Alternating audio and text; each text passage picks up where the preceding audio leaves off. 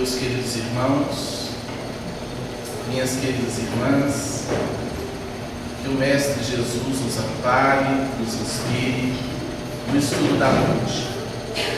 Sinalizem por gentileza se o som estiver um pouco baixo. Está dando para ouvir bem aí atrás? Beleza? É uma ousadia e configura quase um desrespeito, um pirilão, falar de uma estrela de primeira grandeza. Pois esta é a tarefa da noite: falarmos à luz do conhecimento espírita sobre o homem de Nazaré. O tema do estudo é Jesus, o terapeuta e sua terapêutica. Eu solicitei à direção da casa autorização para passar um pouquinho do horário comum do estudo. Normalmente a gente fecha às 20 horas, passaremos uns 15 minutos, possivelmente. Bem,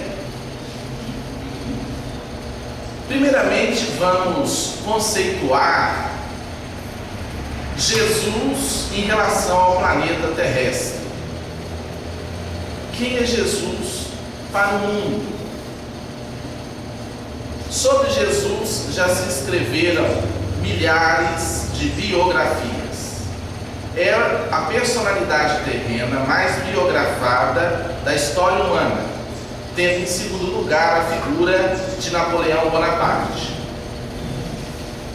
Jesus, ao longo desses 2 milênios de cristandade, ele já foi visto como Deus, e muitas religiões ainda o concebem assim: Jesus, Deus. Curioso que nós encontramos o Mestre orando a Deus. Então, se ele ora a Deus, que é o Pai, ele não pode ser Deus. Mas para muitas teologias, Jesus é Deus. Jesus também pode ser confundido por alguns historiadores, antropólogos, sociólogos, como uma produção filosófica, ideológica, um plágio de um deus persa chamado Mitra. Há inclusive documentários na internet, um deles intitula-se A Maior Mentira da Humanidade.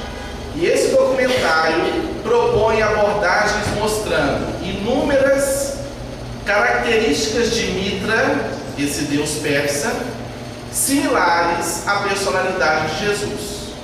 Mitra teria tido 12 discípulos, teria andado sobre as águas, teria nascido de virgem e, curiosamente, Mitra nasceu no dia 25 de dezembro. Todos os teólogos, todos os estudiosos sabem que Jesus não nasceu no dia 25 de dezembro. E as religiões também falam abertamente que essa data, de 25 de dezembro, foi uma data para substituir uma festa pagã. A festa do Sol Invictus, do Sol Invencível, que era uma festa pagã no solstício de inverno, em homenagem ao deus Mitra. Quando Constantino decidiu organizar o Império Romano numa unidade religiosa e considerar o cristianismo religião do Estado, parece que houve uma junção de religiões: judaísmo, cristianismo primitivo e paganismo. E aí no século IV surge a Igreja Católica Apostólica Romana, conforme a temos até hoje, nas suas ritualísticas, nas suas manifestações teológicas, nas suas indumentárias e no seu sacerdócio institucionalizado.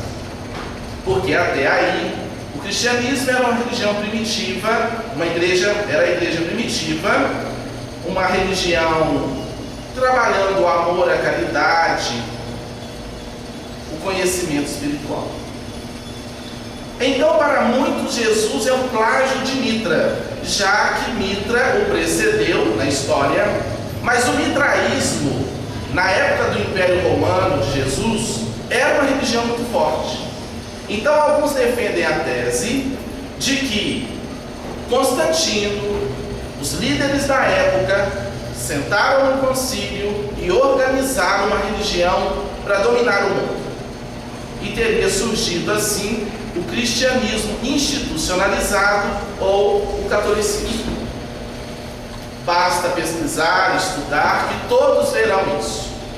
Então, a data de Natal era uma festa pagã em homenagem ao deus Mitra, um deus persa.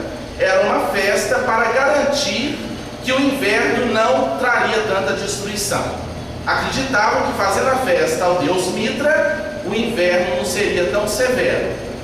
Quando o cristianismo ganha força do ponto de vista político, eles transformam esta festa ao sol Invictus, ao sol invencível, como era chamado o deus Mitra, em o Natal de Jesus.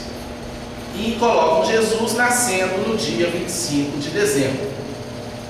Particularmente não vejo nenhum problema nisso. Porém, a árvore de Natal não tem nenhuma vinculação com Jesus, mas é lindo, é um símbolo muito bonito. E várias simbologias aí presentes são simbologias pagãs.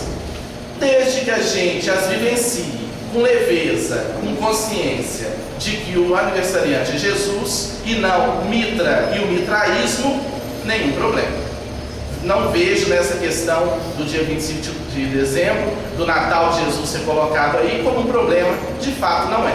É só sabermos, era uma festa pagã do deus Mitra, o cristianismo ganha força e substituímos essa festa para uma festa cristã. Bem, também se fala de Jesus como fundador de uma religião. E não vemos em Jesus isso, organizando uma religião institucionalizada. Vemos Jesus ensinando o amor, pregando, orientando o povo. Mas as religiões têm as suas funções, é evidente que tem. E muitas vezes vemos Jesus como apenas um dispensador de dádivas e de milagres. Quase negociamos com Jesus. A coisa aperta, a gente pede, parecemos mendigos espirituais. Então o mundo, ainda com 2 milênios de cristianismo, o mundo ainda não contatou a essência da presença do Cristo entre nós. Há muitas religiões e muito pouca religiosidade. Achamos até que as religiões resolverão o nosso problema. Se eu bato cartão na missa, no culto, na reunião espírita do dia X, Y ou Z, eu estou quite. E o Espiritismo é muito claro dizendo que não é nada disso. Mas então qual é a visão espírita de Jesus? Não Jesus mítico, não Jesus engendrado por teologias com interesses escusos. Quem é Jesus? Uma coisa me chamou a atenção quando eu contatei o Evangelho segundo o Espiritismo, que é a terceira obra da codificação espírita. Quando o professor Rivário, o nosso Allan Kardec, organizou o Evangelho segundo o Espiritismo, ele pensou no texto neotestamentário, no Novo Testamento, apenas os ensinos morais. Os ensinos morais. Você pega o Evangelho segundo o Espiritismo, de capa a capa, os ensinos morais de Jesus. Quando eu fui pesquisar as questões mitológicas em torno de Jesus, porque realmente a gente fica meio chocado, porque não apenas Mitra, mas também o deus egípcio Horus tem muita semelhança com Jesus, como se os teólogos tivessem sentado e falado assim: vamos construir um Deus maior do que os outros deuses. O que Horus fez? Isso, então o nosso fará. O que Mitra fez? Isso, o nosso fará. Como se fosse uma elaboração política de poder temporal. Então Allan Kardec é inspirado pela falange do Espírito Verdade a pegar o ensino moral de Jesus. E os outros elementos podem ser analisados a posteriori, como ele o fez no livro A Gênese, falando dos milagres e etc. Então, na visão espírita, eu diria até que eu não sou espírita porque sou cristão. Eu diria que eu sou cristão porque eu sou espírita. Porque se olharmos o que o cristianismo fez, dá vontade de bater a poeira das sandálias. A visão espírita de Jesus. Primeiro, Jesus não é Deus. Ele é um ser unificado ao Pai. Ele é um espírito puro. Diríamos que ele é um espírito puríssimo. Allan Kardec apresenta a hierarquia dos espíritos. E bem vemos que Jesus é um espírito da mais alta elevação. É um espírito de tamanha elevação que ele tem sob sua responsabilidade um planeta. Jesus, portanto, é um Cristo. Cristo é um título, não é um nome de pessoa. Assim como Buda é um título, ou iluminado. Cristo significa ou ungido, ou Messias. Então Jesus é um Cristo, porque à luz da doutrina espírita, cada orbe tem o seu Cristo, ou cada sistema solar, o seu Cristo, gerenciando, administrando, como um governador espiritual. Então Jesus, para nós, é um espírito puro, é um modelo da humanidade, conforme está na questão 625 de O Livro dos Espíritos. Ele é guia e mestre.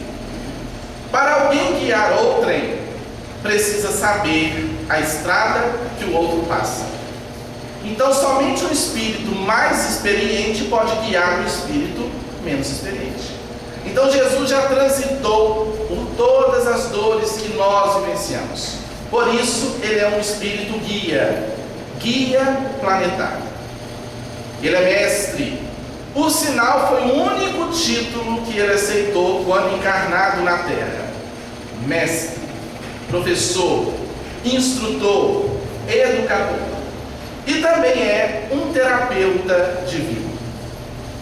Mas não um terapeuta que cura corpos, que tem como objetivo final na sua terapêutica curar corpos. Ele curou muita gente. Ele harmonizou muitos corpos físicos, mas o tempo todo sinalizava que o seu objetivo não era o corpo físico, era o espírito imortal. Porque todos aqueles que ele curou fisicamente desencarnaram. Ou seja, curar o corpo físico não resolve a nossa vida. Temos direito de buscar a cura, mas se buscarmos a cura sem a cura interior, psicológica, emocional, moral, estaremos colocando remendo novo em tecido gasto, vinho novo em odres velhos, como ele mesmo asseverou a Simão Pedro às margens do lago de Genezaré, após curar Natanael em Elias. Então a terapêutica de Jesus é profunda. Ele não vem estabelecer reino político, ele não vem curar corpos perecíveis, ele não tem o menor interesse em arrebanhar pessoas desprovidas da mensagem. Ele vem trazer a mensagem. Ele não interessa por idolatria, por louva-minhas, por expressões labiais de fé. Ele se interessa pela renovação integral da criatura. Bem, qual é a terapêutica de Jesus? Montando o estudo, mergulhando nas reflexões, orando. A terapêutica de Jesus é o que nós chamamos de reforma íntima. E nós vamos caminhar por essa reforma íntima, primeiro vendo conceitos, depois vendo prática. Um estudo que faremos com bastante cuidado, e se alguém tiver alguma dúvida pode manifestar. A reforma íntima, ela se estabelece sobre duas colunas: sabedoria e amor.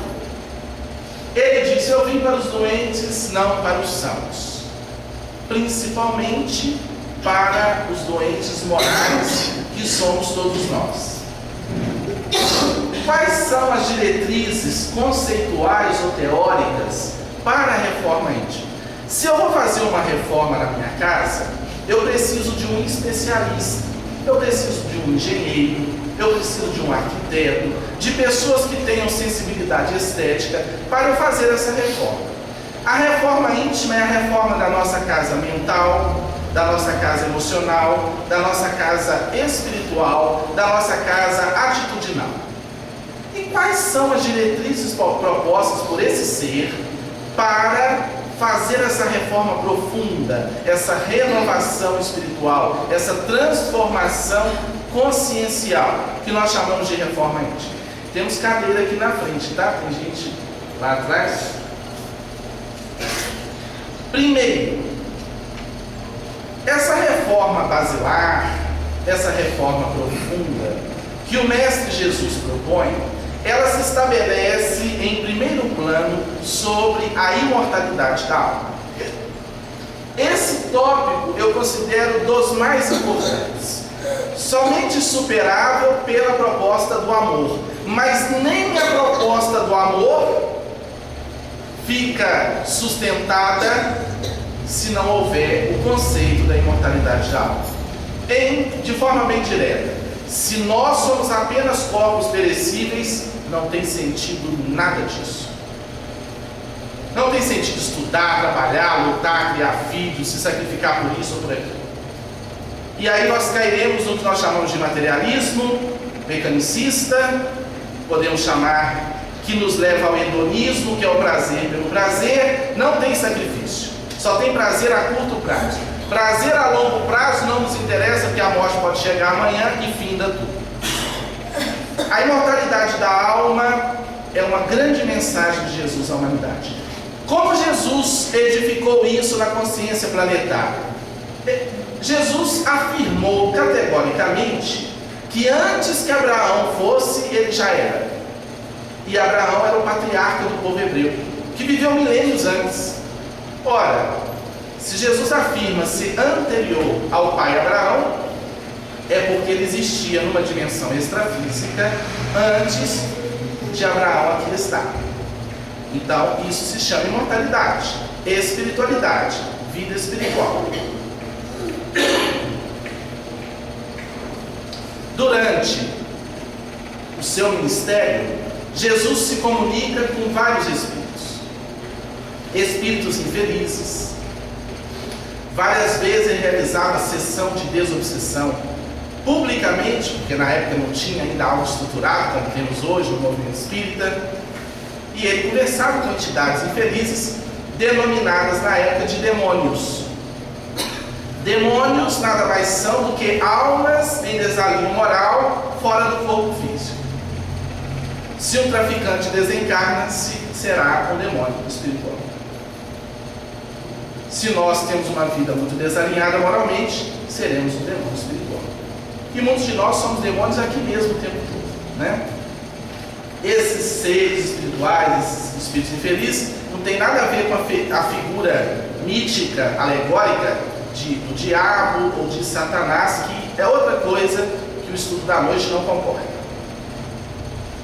Jesus contata não apenas espíritos infelizes, né? Para aqueles que falam que Jesus nos proíbe, que o cristianismo proíbe comunicação com os mortos, mentira. Mentira, porque está lá em Marcos capítulo 9 ou Mateus capítulo 17, Jesus conversando com dois mortos vivos. O representante da lei, Moisés, e o representante dos profetas, Elias. No alto de um monte, ele se transfigura e conversa com dois espíritos, uma reunião mediúnica. Ali estavam diante de duas entidades espirituais. E, finalmente, a grande mensagem da imortalidade fica consolidada com a sua ressurreição. O que é a ressurreição?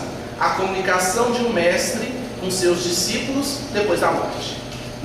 Ele morre e volta, e se comunica, conversa, e dá orientação, diretrizes, e prossegue Ele aparece 10 vezes pelo menos, e depois ainda aparece para o apóstolo Paulo na estrada de Damasco. Paulo chega a cair do cavalo, fica cego 3 dias, Ananias lhe aplica um passe, ele volta a enxergar. Imortalidade da alma. Se Jesus não volta do túmulo, o cristianismo teria morrido. E encontramos em vários textos bíblicos a presença dos Espíritos. Talvez o maior texto mediúnico do Novo Testamento sejam os Atos dos Apóstolos. Você verá ali a manifestação do Espírito Santo, que é nada mais, nada menos que a presença de espíritos superiores conduzindo o colégio apostólico. E Emmanuel assevera: ninguém deverá ignorar que o Espírito Santo designa a legião de espíritos santificados na luz e no amor, que cooperam com Cristo desde os primeiros tempos da humanidade. Então é Espírito Santo, essa pessoa construída dentro de uma trindade, representa na verdade a presença dos Espíritos superiores. O Pai é Deus, o Filho é Jesus, o Espírito Santo, os Espíritos superiores que conduzem o cristianismo, todas as obras do bem e toda a parte. Primeira diretriz é essa. A segunda diretriz proposta por Jesus é a lei de causa e efeito. Jesus asseverou várias vezes, falou dela várias vezes. A cada um será dado conforme as suas obras. Dessa lei, afirma o apóstolo Paulo, para essa lei não há acepção de pessoas. Plantou, ceifará.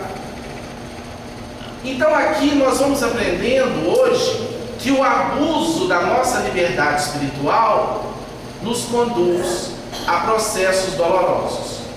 O abuso de bebida alcoólica e alimentação, o consumo de drogas, o abuso das forças sexuais, o abuso na esfera afetiva, o abuso de autoridade, o abuso de conhecimento, o mau uso da palavra, o abuso dos recursos monetários, o abuso do uso de medicamentos, omissão de responsabilidade familiar e social, e poderíamos listar muitas outras coisas, encarceram a criatura em dores por séculos e séculos. Então o Espiritismo vem dizer: você é um arquiteto da sua felicidade, você é um arquiteto da sua desdita. A felicidade, a chave da felicidade está nas suas mãos. Há um eco na vida. Que você lança a vida te devolve. É um bumerangue que faz o périplo e volta às suas mãos. Você foge da polícia, você foge dos seus pais, você foge do seu parceiro conjugal, você foge da sociedade, mas você não foge de você. E o dia que a humanidade conhecer essa diretriz, como a gente conhece as leis da física, que é a terceira lei de Newton no campo espiritual, a lei de causa e efeito, de ação e reação, não haverá mais corrupção, não roubaremos um centavo de ninguém, não enganaremos ninguém, porque nós vamos aprender a nos amar verdadeiramente e termos essa consciência de que toda ação gera uma reação.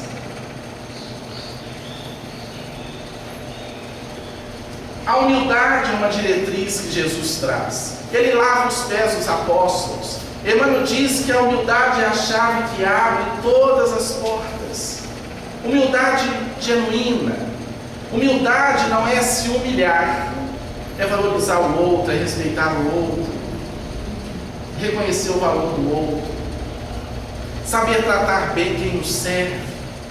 Porque quando alguém nos serve, esse alguém é maior do que a gente no momento que nos serve. E às vezes a gente tem o nariz tão em pé, é incapaz de tratar bem o servidor, alguém que nos atende no comércio, alguém que trabalha em nossa residência, são irmãos nossos. Você pode ter toda a diplomacia para lidar com pessoas difíceis, mas não precisa ser prepotente, nem arrogante com ninguém. Tratar considerando o outro seu irmão. Mostrando, se o outro não tiver a maturidade psicológica para poder receber a minha afetividade, adote uma postura formal, mas não única. Trate com carinho. Jesus falou da mansuetude, que os mansos herdarão a terra. A mansuetude é caminho para a paz, mansidão, tratar as coisas com equilíbrio. E a terra será dos mansos, indubitavelmente. Os indivíduos renitentes no mal, na crueldade, serão exilados. Se nós não adentrarmos por essa porta, nós não permaneceremos no planeta terrestre. São vozes espirituais de todos os lados afirmando, porque a terra será regenerada. E tenhamos consciência de que a nossa mudança atitudinal, no nosso contexto profissional, familiar, social, transforma a sociedade. Quanto Mahatma Gandhi não fez pela sua comunidade, jejuando, silenciando, com a sua proposta da não violência. Porque a violência, se lá fora há uma guerra pulverizada, é porque ainda há muita guerra no nosso coração. Enquanto não pacificarmos o coração, não teremos felicidade lá fora. Não adianta fazermos campanhas de paz, abraçarmos árvores, lagoas, edifícios, dar as mãos, cantar aleluias e hosanas, se dentro do nosso coração não houver paz. Paz que acolhe, paz que respeita, paz que considera a limitação do mal. Falou da justiça, da honestidade. Às vezes a gente ouve pessoas falando, mas eu amo. Mas você é justo? Você está sendo justo ao tratar o seu semelhante? Uma vez eu ouvi de uma liderança judaica, ele dizendo enfaticamente, a gente não fala muito de caridade não, a gente fala muito de justiça, porque se o homem for justo, ele estará atendendo às leis divinas. Eu acho que a caridade transcende a justiça, mas sem justiça não há caridade. Eu me recordo que na infância, eu ia a um consultório dentista, e a dentista colocava lá, eu molequinho, que tinha me atendido, e eu voltava para casa com aquilo marcado, e ela não me atendia. A gente quer o reino de Deus, enquanto a gente não cuidar das pequeninas questões morais, não teremos reino de Deus. O país está de cabeça para baixo, porque nós perdemos a direção da justiça. Justiça profunda.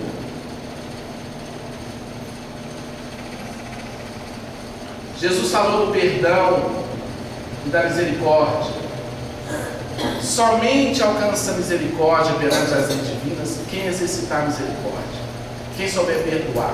A palavra perdão, do latim perdonare, em torno, donare, doar, doar totalmente, envolver o outro, perdonare, perdoar,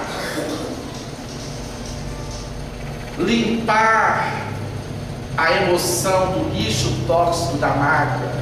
Isso é perdoar. É concordar com o erro do outro? Não, não é concordar. Nós confundimos muito isso, né? Fulano errou, eu estou magoado, tá? Você não aprova o erro, mas nós precisamos compreender que cada um está fazendo o seu caminho. E quem não perdoa dorme com o inimigo, e quem dorme com o inimigo não tem paz, não tem tranquilidade. Aprendamos a bater a poeira das sandálias. Certa feita, Chico Xavier saía de um ponto comercial e um religioso fanático gritou: Chico, você é instrumento do demônio. E o Chico respondeu mansamente: ore por mim e pelo demônio, meu irmão. Então, perdoar. Como é que se faz isso? Lentamente. Não é assim, perdoe. Entendi hoje na palestra? Não. Examine, analise. Quem é o outro? Por que te feriu? De onde vem? Que dores ele traz? Por que será? E eu não quero carregar esse peso. Eu não quero. E você vai, comece a orar por ele. É seu irmão. É nosso irmão. E amanhã volta ao nosso caminho. Jesus falou da pureza de coração e disse que sem isso não é possível ver a Deus. Quem traz mágoas na alma, impurezas, coisas negativas, não vê Deus em lugar nenhum. Tudo é a mesma coisa. Uma flor, um poste, um carro, uma calçada, nada traz a emoção da alegria, porque a mente está num turbilhão, limpando o turbilhão mental, emocional, higienizando o mundo íntimo através da reforma íntima. A gente se alegra com pouca coisa, a gente vai estar feliz em qualquer lugar, porque o importante não é ir para o céu, é viver o céu dentro de nós, onde quer que estejamos. Esse é o desafio, né? Falou da fé e da esperança. Fé não é essa coisa que se fala aí fora, cega, aquela fé cega, eu acredito, resolve. Não. Fé significa fidelidade àquilo que se conhece.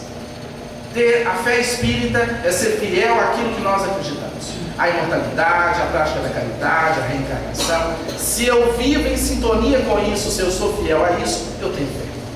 A tradução da palavra fé mais adequada seria fidelidade. E não essa ideia de eu tenho fé. Fidelidade àquilo que você conhece. E se você tem fidelidade, sua alma se enche de esperança. Por mais que você passe por um momento difícil, você está fortalecido naquilo que você acredita, você sabe esperar. Você sabe esperançar. Um neologismo aqui. Esperançar é mais do que esperar. É trabalhar por aquilo que você deseja alcançar. Com fé. Falou da oração, da vigilância, de orar sem cessar. Não é louva-minhas, não é rezação sem fim. É estado interno, estado oracional, estado de atenção, com aquilo que se fala, com aquilo que se vive. Porque o tempo todo nós estamos nessa rede psíquica de ação e reação. E se a gente fala bobagem demais, a gente colhe o que não deve. E com o avançar dos tempos, tem voltado tudo tão rápido para nós, tão rápido, que nós temos que estar bem atentos. Estou acelerando um pouquinho nessa parte que certamente todo mundo conhece, até chegar numa parte um pouquinho mais complexa. Finalmente falou do amor. O amor a Deus sobre todas as coisas e ao próximo como a si mesmo. André Luiz Espírito nos diz que todo mundo sabe que devemos amar. O problema não está aí. O problema está em saber como amar. É aí que nós temos que estudar. Como amar essa esposa, como amar o esposo, como amar o filho, o patrão, o inimigo. Como? Estudando a personalidade, a sombra do outro que acessa a nossa sombra. E que nos ajuda justamente por isso, porque a sombra do outro faz a minha sombra emergir para que eu a trabalhe. Porque conviver só com anjos não ajuda ninguém. Por isso, esse ponto de encontro chamado planeta Terra, o plano físico do planeta Terra, porque aqui no atritar das arestas nós evoluímos. Se formos por uma cabana, uma choupana no alto da montanha, não vamos evoluir. A gente pode ir, mas a gente vai precisar descer a montanha para conviver. A ferramenta básica para a reforma íntima é o autoconhecimento. No oráculo de Delfos, os sábios da Grécia escreveram: homem, conhece-te a ti mesmo, que os Espíritos retomam na questão 919 do Livro dos Espíritos. Jesus falou que o reino de Deus está dentro de nós. E disse: buscar primeiramente o reino de Deus e sua justiça, e todas as demais coisas vos serão acrescentadas. O reino de Deus não virá em forma visível. Ninguém dirá ele aqui, ali ou acolá, como está em Lucas capítulo 17, versículo 21. Porque o reino de Deus está dentro de vós. Então todos os grandes mestres e sábios da humanidade sinalizam para o universo interno. O homem que não conhece a si mesmo não domina a si mesmo, não tem autocontrole, não tem discernimento e não consegue gerenciar sua vida relacional, conjugal, social, profissional. Ele está à mercê de emoções e pensamentos que o arrastam para aqui ou para ali. Ele não é senhor dos pensamentos e das emoções. Ele é dominado por pensamentos, emoções, desejos e sentimentos. Então o autoencontro, a viagem para dentro, o autodescobrimento é a chave Essa emoção é uma reação neuroquímica proveniente de que pensamento? Essa pessoa faz eu me sentir assim, por quê? Tal circunstância aciona em mim essa sombra, essa negatividade, por quê? Onde eu preciso mexer? Olhar para si, olhar para a mente, porque nós não somos a mente, nós somos a consciência por detrás da cortina mental de pensamentos e emoções. Para falar então desse autoconhecimento, nós adentraremos um pouco numa obra de André Luiz, no estudo de um caso, do caso Luiz. Para situá-los na história, no livro Ação e Reação de André Luiz, psicografado por esse ser iluminado, esse ser tão especial para nós, Francisco Cândido Xavier, que nos tutela a marcha do lado de lá, que prossegue nos ajudando, há uma história, a história de um cidadão chamado Luiz, um homem que herdou muitos bens, inclusive fazenda, mas essa herança foi proveniente do assassinato de 2 dos seus tios, Clarindo e Leonel. O pai de Luiz matou seus 2 irmãos, assassinou seus 2 irmãos e ficou com a riqueza da família. E Luiz herdou isso.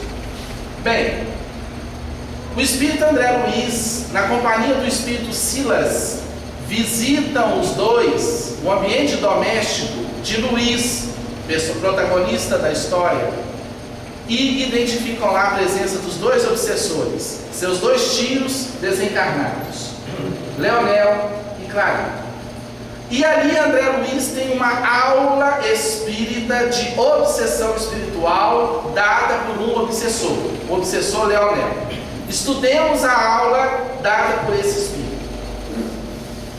A fala de Leonel. Leonel é o tio que foi assassinado pelo pai de Luiz.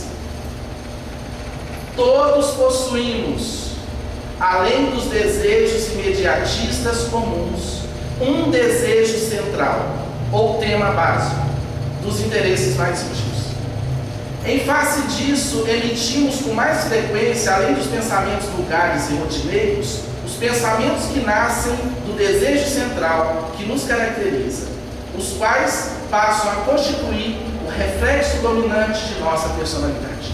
Então, Leonel está dizendo o seguinte: todo mundo traz no epicentro da sua personalidade um desejo central, um tema básico da sua inferioridade. Desse modo, disse Leonel, é fácil conhecer a natureza de qualquer pessoa em qualquer plano, através das ocupações e posições em que prefira viver. Assim é que a crueldade é o reflexo do criminoso, a cobiça é o reflexo do usurário, a maledicência é o reflexo do caluniador, o escárnio é o reflexo do ironista, e a irritação é o reflexo do desequilibrado, tanto quanto a elevação moral é o reflexo do santo. Conhecido o reflexo da criatura que nos propomos retificar ou punir, é assim muito fácil superalimentá-la com excitações constantes, robustecendo-lhe os impulsos e os quadros já existentes na imaginação e criando outros que se lhe superponham, nutrindo-lhe dessa forma a fixação mental. Vamos traduzir o pensamento de André, do obsessor. Fazendo uma pesquisa, fazendo uma análise profunda, cada ser humano traz um tema central, um desejo básico inferior na sua personalidade. Herança da evolução da nossa animalidade, do egoísmo. Então tem aquele que o epicentro da sua vida mental é dinheiro. Ele vive dia e noite, alimentado, motivado pela questão financeira. Ele faz tudo objetivando enriquecer. O outro tem sua vida mental alimentada, tendo como epicentro, o tema básico central, o desejo central, o desejo sexual. O outro, a sede de poder, de domínio na coletividade. as nossas imperfeições. E o Espírito diz que a partir desse epicentro é que os obsessores trabalham, amplificando. Ou seja, eles não constroem nada em nós, eles apenas amplificam a nossa imperfeição. Através de semelhantes processos, acrescentou Leonel, criamos e mantemos facilmente o delírio psíquico, ou a obsessão que não passa de um estado anormal da mente, subjugada pelo excesso de suas próprias criações, a pressionar o campo sensorial infinitamente acrescidas de influência direta ou indireta de outras mentes desencarnadas ou não, atraídas por seu próprio reflexo. Vamos aprofundar. O que eu alimento em minha alma atrai vibrações do mesmo teor, de desencarnados e de encarnados. Então eu estou no processo de reciprocidade. O materialista está em sintonia com o materialista. O hedonista com o hedonista. O indivíduo apegado está em sintonia com essa faixa. Então a obsessão espiritual não é apenas um obsessor no meu cangote, é sintonia com redes psíquicas, com reflexo. É um estudo de reflexos psíquicos, né? Olha que vai, atraídas por seu próprio reflexo. E André Luiz assevera, cada um é tentado exteriormente pela tentação que alimenta em si. Então a gente vê que cada um tem o seu tema central. Quais as diretrizes práticas para a reforma íntima a partir disso? São 3 diretrizes que conseguimos elaborar nesse estudo. Isso é um estudo, meus irmãos, que se Deus permitir os bons espíritos auxiliarem, esse estudo eu pretendo transformá-lo num livro. Vamos ver se a gente consegue. Estou pensando em parar de dormir para escrever, porque eu não tenho tempo, mas nós vamos tentar. Né? Um livro com esse título eu acho que fica bonito. Jesus, o terapeuta e sua terapêutica. Vejamos as diretrizes bem práticas a partir do que vimos aqui. Primeira coisa, então, nesse processo de conscientização, nesse processo de reforma íntima, a conscientização do meu tema central. A conscientização do meu desejo central. Identificar o desejo central ou tema básico que seja o epicentro das imperfeições que caracterizam nossa personalidade. Como eu vou fazer isso? Eu vou meditar, interiorizar, refletir, me auto-observar. Será que a minha vida mental, 80% é só dinheiro, ganhar? Será que minha vida mental, 70% é só pensar em poder? Será que eu estou o tempo todo conectado com essa materialidade? Ou será que eu busco aquilo que o ladrão não rouba, que a ferrugem não carcome e nem a traça cobra? Hoje pela manhã levantei um pouco mais cedo e fui assistir uma palestra do reitor, psicólogo da Universidade da Paz, em Brasília, Pierre Clerc. Ele já desencarnou. E ele um testemunho fantástico que o levou a fundar a Universidade da Paz em Brasília.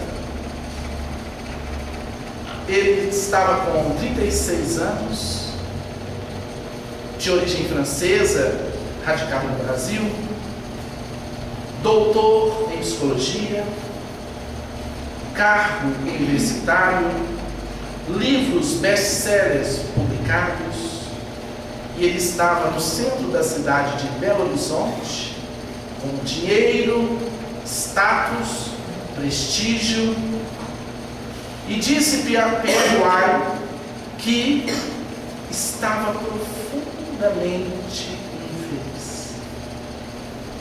E ele disse que quando percebeu estava em lágrimas, num choro copioso. 36 anos, doutor em psicologia, livros publicados, dinheiro, patrimônio, infeliz. E aí ele viu que precisava buscar algo. Viu que precisava encontrar existencial, o sentido existencial.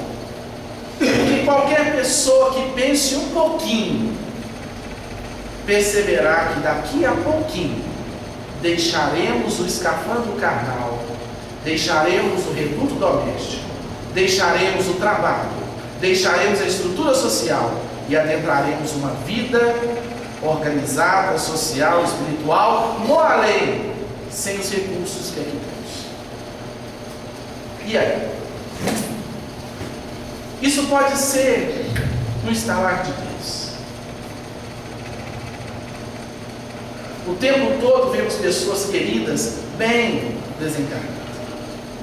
E graças a Deus, porque somente essa mensagem consegue despertar consciências petrificadas no materialismo, no hedonismo, no niilismo, no nadismo.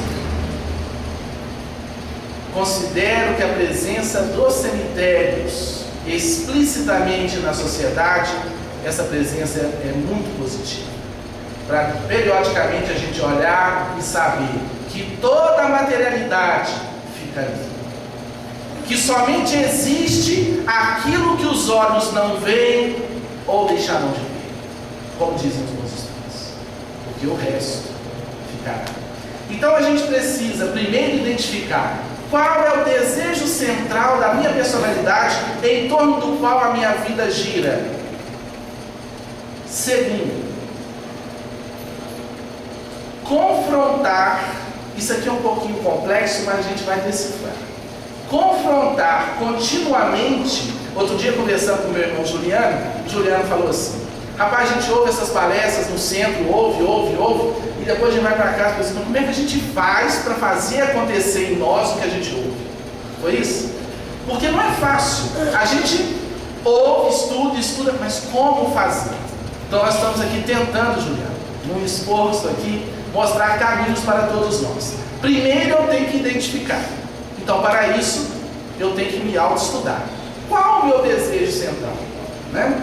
Segundo, confrontar continuamente esse desejo central, o tema básico, inferior de nossa personalidade, com o conhecimento espírita. O que é o conhecimento espírita? Eu sei da desencarnação, eu sei da imortalidade, eu sei da lei de causa e efeito, de justiça, de amor, de caridade. Então, eu vou fazendo um paralelismo. A minha empresa virou o epicentro da minha vida e a minha motivação total. Bem, tudo certo, mas deixa eu verificar. Com aquilo que eu conheço de doutrina espírita, qual a dose exata para isso, qual a importância exata para isso, e se eu vou estar preparado quando tiver que deixar isso. A minha fazenda é tudo para mim, lá eu invisto minha vida, eu faço tudo lá. Mas daqui a pouco eu tenho que deixar a minha fazenda. Como diz a Escritura, a vida na terra é um poucochinho de tempo. Um poucochinho. Passa, né? Então eu tenho que fazer um confrontamento, fortalecendo a consciência divina subjacente em nós, fundindo ego e consciência, unindo o ego e a mente, as nossas vidas, as nossas construções, o nosso trabalho. Nenhum problema. Não é matar o ego, é iluminar o ego com a consciência. E a doutrina espírita nada mais é do que a consciência divina aqui. Então eu vou estudando. Primeiro eu identifiquei o desejo central da minha vida. Segundo, eu tenho que confrontar tudo isso, toda a minha vida, com essa fé, com essa crença, com esse paradigma, com esses pensamentos, com essas diretrizes. O que eu tenho é muito bom, meu carro é muito bom, minha casa, mas eu vou desencarnar. Feliz o homem que pensa na morte todo dia da sua vida. Feliz o homem, porque ele sai das ilusões. E não há nada mais triste do que viver na ilusão da materialidade. E não há nada melhor do que viver na certeza da imortalidade. Porque tudo diminui, o peso diminui. Se Se eu daqui a pouco recebo um diagnóstico médico de que estou com um câncer terminal, não vai ser muito fácil, mas eu sou espírito. Eu tenho que roer esse osso que eu arquitetei em outros tempos. Eu não vou me matar. Eu não vou achar que tudo acabou, porque o máximo que vai me acontecer é eu desencarnar. Mas eu não sou o corpo. E vou me pegar. Agora, se eu sou materialista, se as minhas elucubrações todas são da matéria, eu recebo o diagnóstico de Leonardo e falo: meu irmão, você está com câncer com metástase. Você vai viver mais 6 meses. Acabou. Depressão, eu morro com 2 meses, 1 mês. Então, eu preciso confrontar o centro, meu desejo central, com essa consciência espírita, com essa consciência espiritual, o tempo todo. Eu enveredei por esse caminho aqui, ó. Muitos amigos, eu ganhei dinheiro, muita gente, cervejada, churrascada, eu tenho que ver o valor real disso. É só passar pelo crivo.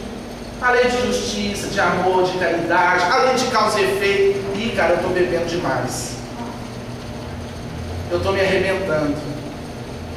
No conceito materialista não tem muito problema não. Eu morro e acabo. Mas no conceito espírita eu morro e me complico.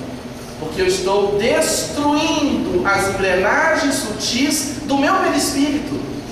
Aí eu aporto na vida espiritual doente, pior, e reencarno com um fígado sensível, que não aguenta nada, e arrasta uma vida doente. É muito sério, meus irmãos. Não é brincadeira. É muito sério. É um conhecimento sério. Não dá para brincar, porque é a vida. Espiritismo é vida, né? E finalmente, o processo em si de transcendência. Não há felicidade na Terra se o indivíduo não transcender. Pierre Weil disse que quando viu aquilo tudo, ele se deu conta: eu preciso transcender. Eu posso ter tudo isso, mas eu não sou isso. Eu vou buscar transcendência. Através do estudo sistemático da doutrina espírita, do autoconhecimento, da conexão ego-consciência, transformar paulatinamente esse desejo central ou tema básico em uma virtude central, a partir da qual reestruturaremos toda a nossa personalidade com novas virtudes. Por exemplo, se o meu desejo central for desejo de poder, quero ganhar muito dinheiro, quero ter poder político, quero isso e aquilo, mas com o paradigma espírita eu vejo que isso tudo é ilusão, que daqui a pouco eu estou indo embora. Que eu possa amar a política, na arte de bem servir, de praticar a caridade coletivamente, nenhum problema. Mas a consciência espírita é uma luz que acende dentro de mim, dizendo: daqui a pouco eu vou. Daqui a pouco eu vou. Então eu vou mudando esse desejo de poder, em vez de ser servido pela coletividade, eu vou buscar servir a coletividade. Vamos ver agora 4 pacientes de Jesus que fizeram o processo de despertamento, esse processo de transcender. Os seus desejos centrais ou temas básicos e o processo de transcendência. Eu peço apenas mais 15 minutos dos senhores. Primeiro paciente do Mestre Jesus, Maria de Magdala. Maria de Magdala, ou Maria Madalena, era uma cortesã, uma prostituta de luxo, que busca o Mestre. O Mestre, quando olhava a criatura, perscrutava a intimidade do ser, o seu desejo mais profundo, o seu desejo central, o seu tema básico. Quando Jesus olhava, ele escaneava a alma do ser. Ele fazia uma avaliação consciencial do ser. Ela chega diante do Mestre e diz: ouvi o teu convite, o convite para o teu Evangelho. Eu sou uma alma que certamente o Senhor sabe que sofre há muito tempo. eu tenho um desejo intenso de amar e de ser amada. E vivo perdido entre sedas e perfumes. E na minha casa eu recebo autoridades romanas, autoridades de outros povos, mas eu estou infeliz. Jesus olha para Maria de Magdala e a acolhe integralmente. E percebe que Maria de Magdala tinha como seu tema central ou desejo básico o desejo sexual. Em vez de dominar o desejo sexual, ela era dominada pelo desejo sexual.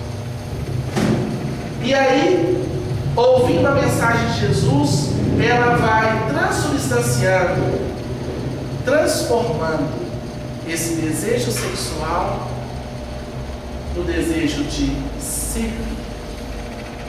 Ela vai descobrindo que só pode se planificar não se relacionando sexualmente, mas amando e servindo fraternalmente.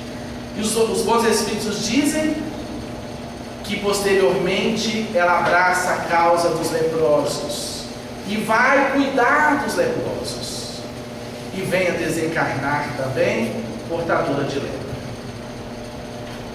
E é ali que ela contata o Cristo. É ali que ela se sente amada fraternalmente. Ela que era portadora de uma beleza irradiante, perde as formas através dos lepromas, e aí ela passa a ser amada em essência, não pela forma transitória.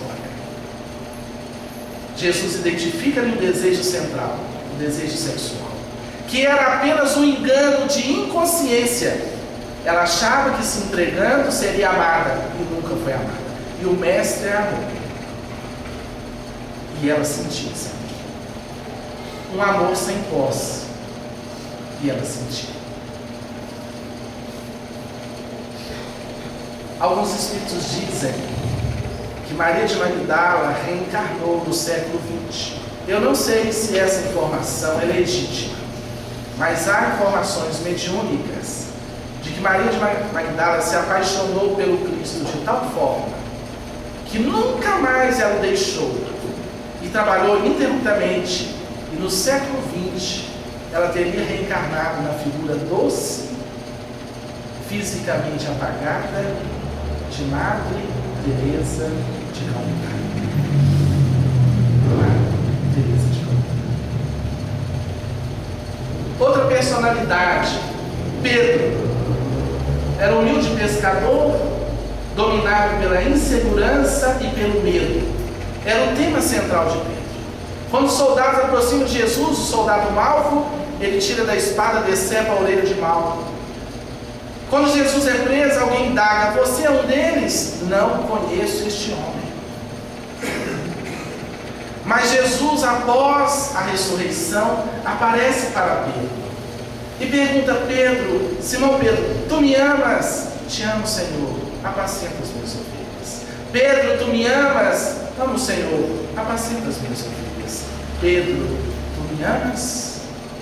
Sim, Senhor, apacenta as minhas ovelhas. E Jesus ajuda a transubstanciar, a sublimar esse tema central da insegurança e do medo, e Pedro passa a ser um modelo de confiança e de coragem, e se torna o chefe, o líder do colégio apostólico. E no fim da sua encarnação, ele está tão seguro na sua proposta de vida, que quando ele vai ser crucificado, ele só pede uma coisa. Ele não chora, não titubeia, não vacila, ele só pede uma coisa: por favor, não me crucifiquem como meu Senhor. Como? Eu quero ser crucificado de cabeça para baixo, porque eu não sou digno de ser crucificado como meu Senhor. Pedro transubstancia a sua insegurança e seu medo na coragem e na confiança irrestrita em Deus e em Jesus. É a reforma íntima. Ele foi lá na base e trabalhou. Uma outra personalidade curiosa, Zaqueu, um coletor de imposto em Jericó, era dominado pela avareza, o tema básico da sua vida. ter, não dar nada a ninguém, viver nesse seu materialismo sério. Jesus visita-o em sua casa. Zaqueu está numa árvore, num sicômoro, e quando Jesus passa, ele sobe, porque ele era um homem de baixa estatura, e ele sobe naquela árvore para ver Jesus. Jesus, com a sua paranormalidade incomum, percebe a presença eufórica de Zaqueu. Olha e diz: Zaqueu, hoje eu cearei em tua casa. O povo fica aturdido como? Um coletor de impostos, um homem rico, que arranca do povo. E Jesus senta na casa de Zaqueu, daquele homem rico. E Zaqueu é tocado no seu epicentro negativo, no seu desejo central, no seu tema básico. E a presença do mestre, a consciência desperta, o toca de tal forma que ele pega parte dos seus bens, abre a porta e entrega o dinheiro ao povo. E quando ele volta, Jesus, certamente num sorriso de profundo amor, assevera: Zaqueu, hoje a salvação entrou em sua casa. Hoje. Então, salvação não é essa proposta salvacionista de aceitar Jesus cegamente. Salvação é transformação consciencial e atitudinal. Hoje, ao fazer o bem, a salvação entrou em sua casa. A sua cura interior, cura de quê? Cura terapêutica da mazela do apego, da avareza. Cura. E dizem os bons espíritos que essa personagem também reencarnou entre nós no século XX. Vamos ver se alguém sabe. Se alguém já obteve a informação na personalidade de quem o espírito de Zaqueu reencarnou e se tornou um benemérito da população brasileira, da política brasileira, do movimento espírita brasileiro, e até hoje prossegue nos auxiliando. Alguém sabe? Doutor Adolfo Bezerra de Menezes, o Zaqueu. E para fechar, Paulo de Tarso, doutor da lei, perseguidor dos cristãos, apegado ao seu fanatismo irredutível. Qual era o tema básico de Paulo? Esse fanatismo religioso, de perseguir aqueles que não pensavam como ele, que não acreditavam no Deus que ele acreditava. E ele se torna o autor da morte do primeiro mártir cristão, Estevão, sendo noivo de Abigail, irmã de Estevão. Ele não sabia, mas ele autoriza o assassinato, o apedrejamento, a lapidação de Estevão. Mas esse homem contata Jesus às portas de Damasco, homem de poder, homem de cultura, Saulo, homem de domínio. Mas quando a luz consciencial do Cristo derruba do cavalo do seu ego, ele cai em si. E aí não é mais o ego que fala, é a consciência que diz: Senhor, o que queres que eu faça? Senhor é a consciência, eu é o ego. Não é mais o ego de Paulo, de Saulo que manda, é a consciência crística que manda. Senhor, o que queres que eu faça? É a fusão, a união ego-self. Senhor, o que queres que eu faça? Ele vai à casa de Ananias, um sapateiro. Saulo, doutor da lei, poderoso, vai à casa de Ananias, que estende as mãos sobre Saulo, e as escamas caem dos olhos de Saulo e ele volta a enxergar. Um passe magnético. E a partir daquele momento, ele deixa de ser Saulo e passa a ser Paulo. E passa a descobrir, em vez de perseguir, passa a servir. Transforma o tema básico de sua vida em uma virtude básica. Servir até o último momento, quando o soldado lhe decepa a cabeça e ele serve com testemunho. A reflexão da noite era essa. um estudo para todos nós.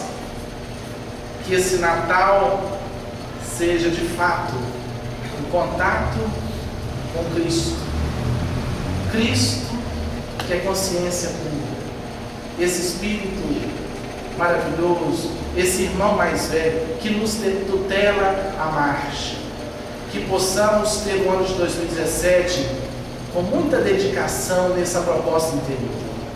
Não uma proposta de santificação da noite para o dia, mas de transformação séria, de auto-encontro, de conscientização, de estudo, de transformação. Deixo a mensagem de Zaqueu na personalidade provisória de Bezerra de Menezes, pela psicografia de Francisco Cândido Xavier, para o nosso ano de 2017.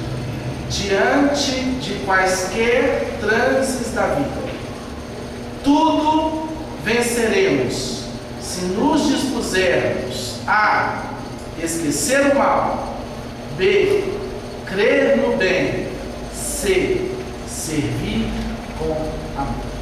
Esqueçamos o mal, acreditemos no bem e sirvamos com amor. Que o Mestre Jesus, que nos ampara e nos ilumina, possa seguir conosco para que tenhamos um ano de conquistas internas louváveis, edificantes e construtivas. Que Deus nos abençoe hoje e sempre. Muito obrigado, Madalena, obrigado, Paco, obrigado à direção da casa e a todos vocês pela paciência. Muita luz e muita paz.